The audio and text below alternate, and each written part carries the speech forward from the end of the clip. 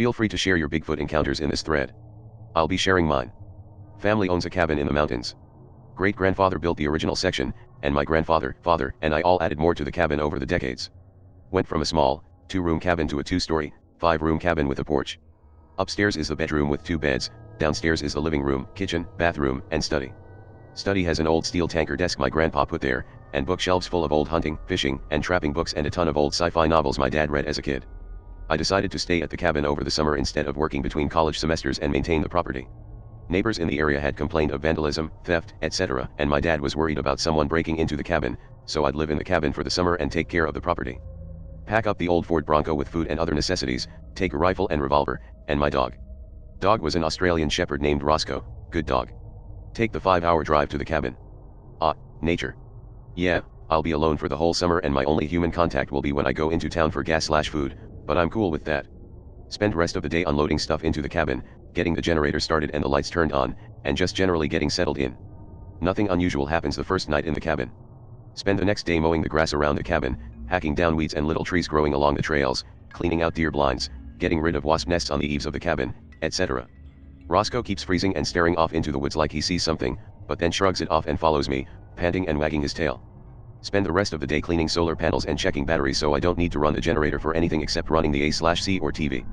Television is an old console-style TV from the 60s, the antenna doesn't pick up anything but static now since everything is digital, but it has my old NES from when I was a kid hooked up to it, very nostalgic. No reason to turn it on, basically, so once I've got the solar cells and batteries running there's no need for the generator anymore. Cook some Wolf brand chili, no beans, because chili doesn't have beans, you heretics, on the gas stove in the kitchen and admire the view out the kitchen window. The motion-triggered lights pick up a raccoon hanging around behind the cabin and I watch it while I cook. Eat dinner in the living room while reading a book on African big game, Death in the Tall Grass. I think. Lights start dimming, something's wrong with the inverter and the solar cells aren't charging the batteries fully. Call it an early night and head to bed to save the batteries. Spend next day trying to figure out why the batteries aren't charging, but I'm clueless. Roscoe keeps looking off into the woods and whining. Give up on fixing the battery charger, I'll just run solar by day and generator at night. Head off into woods to check the fence line of the property. Have my grandpa's old S&W model 10.38 revolver from when he was a cop in the 60s on my hip in case of snakes or whatever. Roscoe is acting increasingly nervous, refuses to leave my sight, keeps staring into the woods and whining. Unusual behavior, but whatever. Fence is damaged in a couple places, I make a note of where I need to do repairs, I've got all summer, so I'm in no hurry to get it done. Roscoe suddenly starts barking and snarling like something's there and I turn to look. I don't see anything. But I draw my revolver and call out who's there. Roscoe charges off into the woods, still barking, and something big goes crashing through the brush, pursued by Roscoe. I call my dog and chase after him, worried he's going to get into a fight with a bear or something. Suddenly hear Roscoe yelp and he runs back to join me, tail tucked between his legs. There's a loud roar, like nothing I've ever heard before, and more crashing in the brush ahead. I still haven't seen whatever the dog was chasing, and I don't want to see it. Run back to the cabin with Roscoe right behind me. Load rifle. It's a Gibbs carbine, basically a sportized Enfield rifle in .308 with a nickel finish. I only brought it along in case a bear tried to break into the cabin or something, not because I intended to shoot anything. Round in the chamber, magazine fully loaded. Stay in the cabin the rest of the day, don't see or hear anything unusual. Eventually relax, cook dinner, feed Roscoe, read some more of my book, and head to bed. Revolver under my pillow and rifle leaning against the wall next to the bed, of course. Head out the next day to finish checking the fence line, take rifle with me this time. Roscoe is increasingly nervous, tail tucked between his legs, shaking, growling while staring off into the woods. He's making me nervous too, I don't see or hear anything odd, birds are singing, squirrels are doing their thing, everything seems normal except the dog. Start checking the area near the creek and that's when things get bizarre. The berry bushes are picked clean, normally have berries this time of year. I start to suspect we have a bear in the area and that's what we encountered yesterday. There's weird footprints in the mud around the creek, too big and shaped wrong to be a deer or pig, but there's so many prints that the mud is churned up and I can't get a clear look at any of them. Suddenly, something sails through the air and lands on the trail a few feet from me. It's a pine cone. WTF. Another one flies out of the woods and lands on the trail. Somebody is throwing pine cones at me. I shout who's there. No response. I inform whoever is in the woods that they're trespassing on private property and that I'm armed. A large stick flies at me and misses.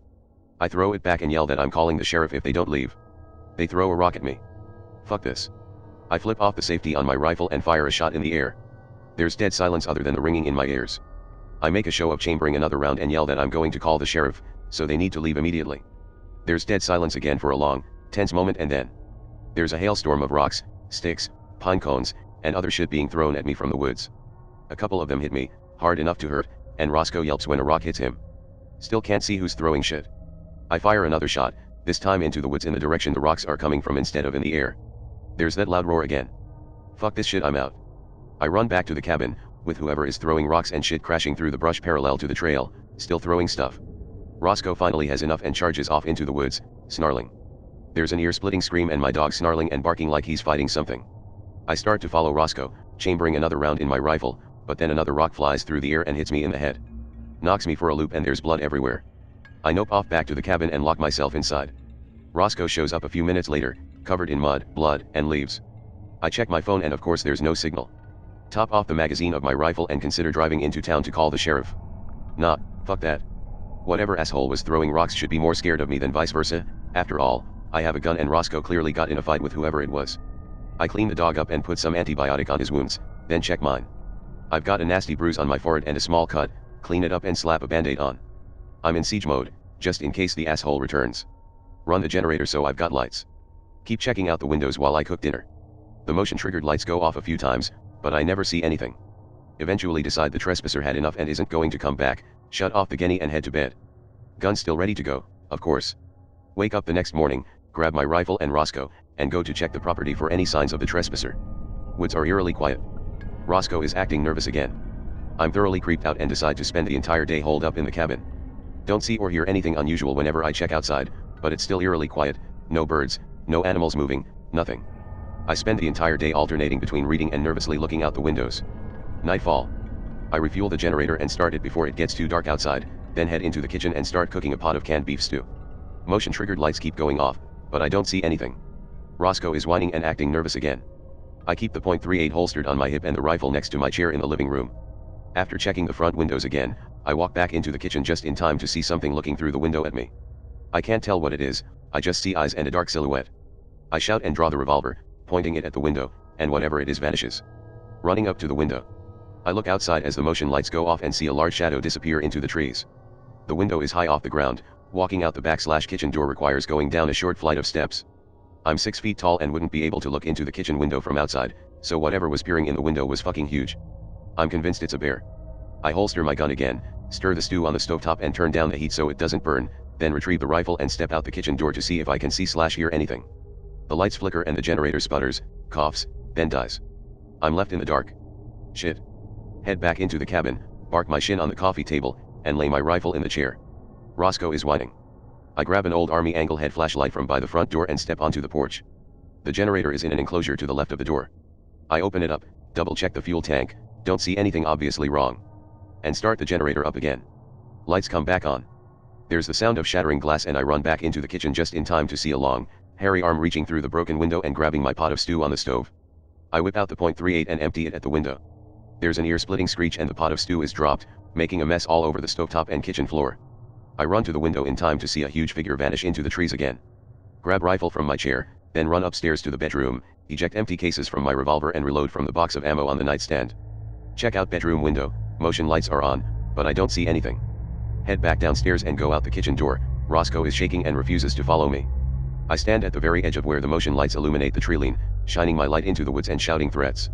Something rustles in the brush and I catch a glimpse of motion in the beam of my flashlight. Shouldering my rifle, I start to squeeze the trigger when the lights go out. Wait, the lights didn't go out, I can still see the yard lit up. I turn and there's something huge between me and the lights, creating the dark spot. I somehow avoid tactically shitting myself and fire my rifle at the silhouette. There's a scream and something shaped like a person runs into the woods. I chamber a new round and fire again. A rock comes sailing out of the woods in the direction of where I saw motion. There's fucking 2 of them. I fire a third shot in the direction of the rock thrower, then draw my revolver and empty it into the woods. There's another loud road and something huge crashing in the brush as another rock sails toward me. I hear more crashing off to the side where the one that got between me and the cabin ran. Fuck this, I'm not getting surrounded. I haul ass into the cabin. Double check all the doors and windows are locked, reload both guns, and cover the broken kitchen window with a piece of plywood and hammer it into the wall with some nails. There's a constant thumping sound as at least 2 of the creatures are hurling rocks and sticks at the walls of the cabin. I retreat upstairs with Roscoe, open the bedroom windows, and fire multiple shots into the woods around the cabin. The rain of rocks and sticks stops. After a while, the motion lights stop going off. I hear a weird noise coming from the woods, like a cross between animal grunts and somebody singing without words. Fire another shot into the woods and the noise stops. I stay up all night, too afraid to sleep. Generator runs out of gas around 3 a.m. and the cabin switches to battery power. Batteries still aren't charging properly, so the lights go out less than an hour later. Dead silence outside. Dawn finally arrives and I jump in the Bronco with Roscoe and haul ass into town. As soon as I reach the gas station on the edge of the small town near the cabin, I pull out my phone and call my dad to tell him what happened. He tells me to stay put and that he's on his way. It's a 5-hour drive, so I've got a bit of a wait. I just sit in the Bronco with Roscoe the entire time, dozing but too high-strung to actually fall asleep. Dad finally pulls into the parking lot next to me, has me tell him the whole story, then he calls the sheriff. A deputy shows up and I tell him the whole story. Deputy is obviously skeptical but follows us to the cabin. Show him the rocks and sticks all around the cabin and the scuff marks on the wall where they hid, the broken window and spilled stew, etc. Deputy also notes all the spent brass where I'd been shooting and decides that something obviously happened and I wasn't just making it up. We all three hunt around for footprints or other evidence, we find a few, but they're never clear enough to make out. Deputy writes it all down in his notebook and says 3 other people reported similar incidents in the past month, then leaves. Dad helps me clean up the mess in the kitchen, refuel the generator, and fixes the inverter so the solar cells charge the batteries properly. Then I throw all my shit into the Bronco, because fuck staying here all summer. Don't return to the cabin until hunting season in the following winter, and only with my dad and uncle with me. Never see or hear anything unusual again. That's the end of my Bigfoot story. Now for my dad's story, which is why he immediately believed me when I told him what happened. Late 1970s. My dad, uncle, and grandpa are hunting at the cabin. They're all in separate deer blinds. Dad isn't legally old enough to drink, but he has a small cooler full of beer in the tree blind with him anyway. Rifle is hanging from its sling on a tree branch. He has no serious intention of shooting a deer and is mostly there to drink. Something big starts rustling in the brush and he sits up, thinking it might be a pig since deer aren't that noisy. Fucking Bigfoot steps out into the clearing. He says he remembers it had reddish tan hair all over, but looked more like a man than an ape. It looks around the clearing casually, then spots him sitting in the tree and stares at him. He says he wasn't scared of it because it didn't seem threatening, just curious, so he stared back and wished he had a camera with him so he could prove it was real. It walks over to the tree he's in and reaches up. He's 10 feet off the ground and its fingertips are brushing the bottom of his blind. Suddenly, he's nervous about this huge thing and shouts at it to go away. It jumps up and grabs onto the deer blind, its weight making the whole blind creak and my dad is afraid it's going to break off of the tree and take him with it. He pours his beer onto Bigfoot's head. It lets go and wipes its head, licking the beer on its hands and looking puzzled. My dad grabs a full can of beer from the ice chest and beans him over the head with it to make it go away. Suddenly, Bigfoot isn't amused anymore and roars so loud his ears hurt, and begins jumping up and grabbing at the tree blind. Dad fumbles to grab the rifle and fires, completely missing the creature. This is enough to scare it off though, and it runs into the woods. Uncle and Grandpa show up, wondering what's going on. Dad yells for them to grab their shit and GTFO. Leaves the rest of the beer in the blind and they all head back to the cabin, where he tells them what happened. If they hadn't heard the roar before the gunshot, they wouldn't have believed him. They go back to the tree blind to look for evidence, find that the blind has ripped off the tree and the cooler broken apart. Smashed beer cans oozing beer everywhere. They pack up the truck and nope back home. Never see any signs of the thing again until 30 years later when I have my encounter. Forgot to add a detail. Dad says when it reached up to touch the deer blind, it was singing, making weird chirping noises like someone imitating a bird call.